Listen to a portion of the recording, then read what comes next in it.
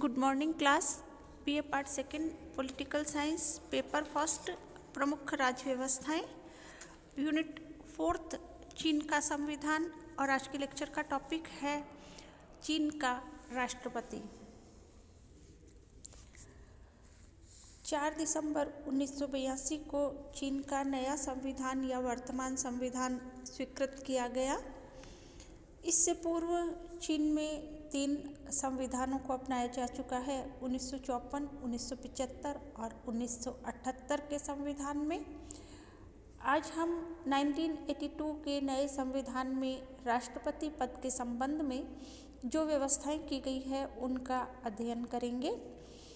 1954 के चीनी संविधान में राष्ट्रपति पद, जिसे चीनी गणराज्य के चेयरमैन का नाम दिया गया था, उस पद का प्रावधान किया गया था। संविधान की 8 धाराएं धारा 39 से 46 तक राष्ट्रपति के पद एवं शक्तियों से संबंधित थी। चीनी गणराज्य का अध्यक्ष राष्ट्रीय जनवादी कांग्रेस द्वारा निर्वाचित होता था और सामान्य तौर पर उसका कार्यकाल 4 वर्ष था। राष्ट्रपति को अनेक प्रकार की शक्तियां प्राप्त थी, जिनमें कार्यपालिका, न्यायिक, राजनयिक एवं सैनिक शक्तियां प्रमुख थी। 1975 के संविधान के अंतर्गत जनवादी चीन के राष्ट्रपति पद को समाप्त कर दिया गया और चीन में कोई सर्वोच्च पद राज्य व्यवस्था में नहीं रहा। 1978 के संविधान में भी राष्ट्रपति जैसे किसी पद की व्यवस्था नहीं की गई थी, परंतु व्यवहार में यह अनुभव किया गया कि कार्यपालिका के क्षेत्र में सर्वोच्च पद की व्यवस्था न होने पर संस्थागत अस्थायित्व की स्थिति पैदा हो जाती है और शासन की क्षमता को आघात पहुंचता है। इस स्थिति को दूर करने के लिए 1982 के नए संविधान में राष्ट्रपति पद की पुनर्स्थापना की गई। ऐसा करने का लक्ष्य यही है कि चीन की आंतरिक व्यवस्था और अधिक मजबूत हो, सुदृढ़ हो और संस्थागत अस्थायित्व को दूर किया जा सके। संविधान में राष्ट्रपति के निर्वाचन के संबंध में जो व्यवस्था की गई है वह इस प्रकार है। नए संविधान 1982 के संविधान के अनुच्छेद 79 के अनुसार जनवादी चीन के राष्ट्रपति का निर्वाचन राष्ट्रीय जनवादी कांग्रेस द्वारा किया जाएगा। चीनी गणराज्य का कोई भी नागरिक जिसे मताधिकार प्राप्त है, जो चुनाव में उम्मीदवार होने की योग्यता रखता है तथा जिसकी उम्र 45 वर्ष है, राष्ट्रपति पद के लिए उम्मीदवार हो सकता है। राष्ट्रपति का कार्यकाल 5 वर्ष है। कोई भी व्यक्ति अधिक से अधिक 2 कार्यकाल पूरे कर सकता है। इस संबंध में यह ध्यान देने योग्य है कि वर्ष 2018 में हुए संवैधानिक संशोधन के बाद से चीन में राष्ट्रपति उपराष्ट्रपति के लिए 2 कार्यकाल की समय सीमा को समाप्त कर दिया गया है। पद रिक्त होने पर जो व्यवस्था की गई है वह इस प्रकार है कि यदि राष्ट्रपति का कार्यकाल पूर्ण होने से पूर्व किन्हीं कारणों, जैसे राष्ट्रपति त्यागपत्र दे दे या मृत्यु हो जाए और राष्ट्रपति का पद रिक्त हो जाता है, तो उपराष्ट्रपति राष्ट्रपति का स्थान ले लेता है। लेकिन यदि उपराष्ट्रपति का पद भी रिक्त हो जाए तो ऐसी स्थिति में जनवादी कांग्रेस द्वारा राष्ट्रपति उपराष्ट्रपति पद के लिए निर्वाचन किया जाएगा, परंतु तब तक जनवादी कांग्रेस की स्थायी समिति का अध्यक्ष अस्थायी रूप से राष्ट्रपति के कृत्यों का निर्वहन करता है। राष्ट्रपति की शक्तियां एवं कार्य 1982 के चीनी संविधान के अनुसार राष्ट्रपति के जो कार्य और शक्तियां हैं वह इस प्रकार है। फर्स्ट पॉइंट है, राष्ट्रीय जनवादी कांग्रेस अथवा उसकी स्थायी समिति के आदेशानुसार वह विधियों और अध्यादेशों को प्रभावी करता है यानी कि लागू करता है। सेकंड है प्रधानमंत्री, उप प्रधानमंत्री, मंत्रियों, आयोगों के प्रधानों और राज्य परिषद के महासचिव की नियुक्ति करता है एवं उन्हें पद से हटा सकता है। ऑडिटर जनरल की नियुक्ति करता है और उसे पद से हटा सकता है। थर्ड है राज्य की ओर से नागरिकों को सम्मानार्थ उपाधियां देता है। फोर्थ है सार्वजनिक समाधान की घोषणा करता है और व्यक्तिगत अपराधियों को क्षमादान देता है। फिफ्थ है आपातकाल की स्थिति की घोषणा करता है। यहाँ ये ध्यान देना है कि मार्च 2004 में अनुच्छेद 80 में संशोधन कर यह प्रावधान किया गया जिसमें सैनिक कानून के स्थान पर आपातकाल की स्थिति शब्द प्रयुक्त किया गया है।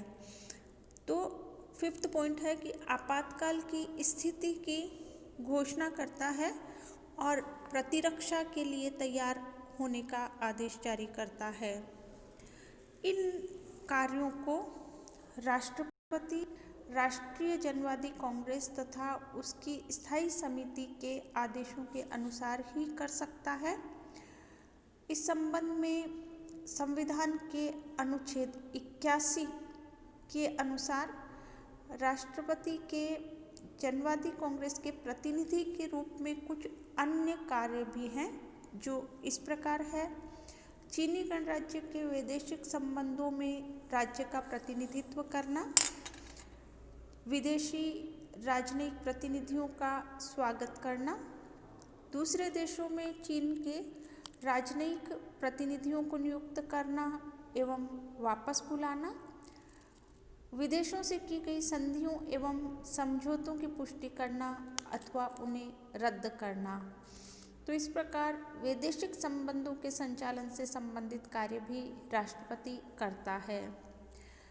अब अगर हम राष्ट्रपति की वास्तविक स्थिति को देखेंगे तो इन कार्यों का अध्ययन करने से ये बिल्कुल स्पष्ट हो जाता है कि राष्ट्रपति के अधिकांश कार्य मात्र औपचारिक है।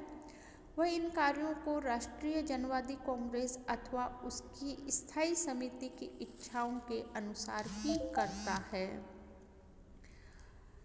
चीन के राष्ट्रपति की तुलना संसदीय व्यवस्था वाले राज्य जैसे भारत, ब्रिटेन के संवैधानिक प्रमुख से नहीं की जा सकती क्योंकि उसे वैधानिक दृष्टि से राज्य के प्रधान की स्थिति प्राप्त नहीं है। उसे अमेरिकी राष्ट्रपति के समान भी नहीं कहा जा सकता क्योंकि वह कार्यपालिका शक्ति का प्रयोग प्रधानमंत्री और राज्य परिषद के माध्यम से करता है। राष्ट्रपति को राष्ट्रीय जनवादी कांग्रेस द्वारा पारित विधेयकों पर निषेधाधिकार के प्रयोग का अधिकार भी प्राप्त नहीं है। वैधानिक दृष्टि से वह परावलंबी और कमजोर है।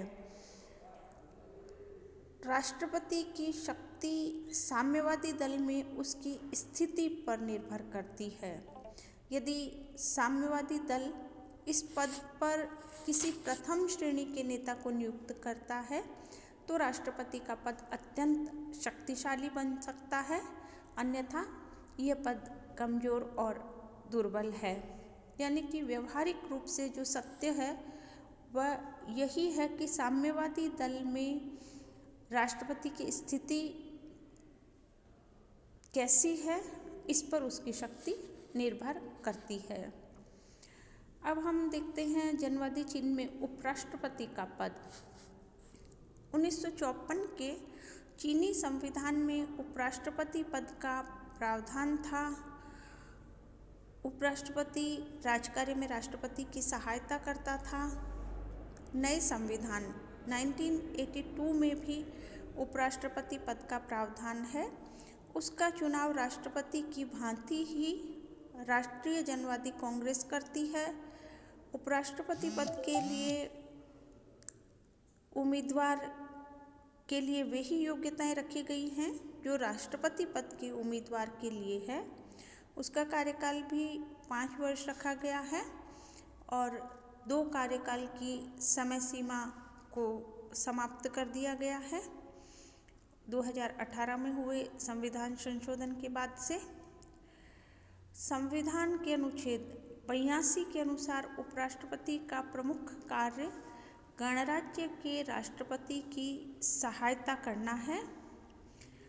राष्ट्रपति उससे आवश्यकता अनुसार शक्तियां प्रदान करता है और उसके कर्तव्यों का निर्धारण करता है। राष्ट्रपति की अनुपस्थिति अथवा अस्वस्थता के समय उपराष्ट्रपति राष्ट्रपति के समस्त कार्यों को करता है। संविधान के अनुच्छेद 84 के अनुसार राष्ट्रपति का स्थान रिक्त होने पर उपराष्ट्रपति को राष्ट्रपति के पद पर आसीन कर दिया जाता है। तो इस प्रकार आज हमने जनवादी चीन में राष्ट्रपति का पद, राष्ट्रपति का निर्वाचन, राष्ट्रपति पद के लिए योग्यताएं, पद रिक्त होने पर क्या व्यवस्था है, राष्ट्रपति की शक्तियां और कार्य और उसकी वास्तविक स्थिति के बारे में पढ़ा। और आज के लिए इतना ही। इसी के साथ धन्यवाद।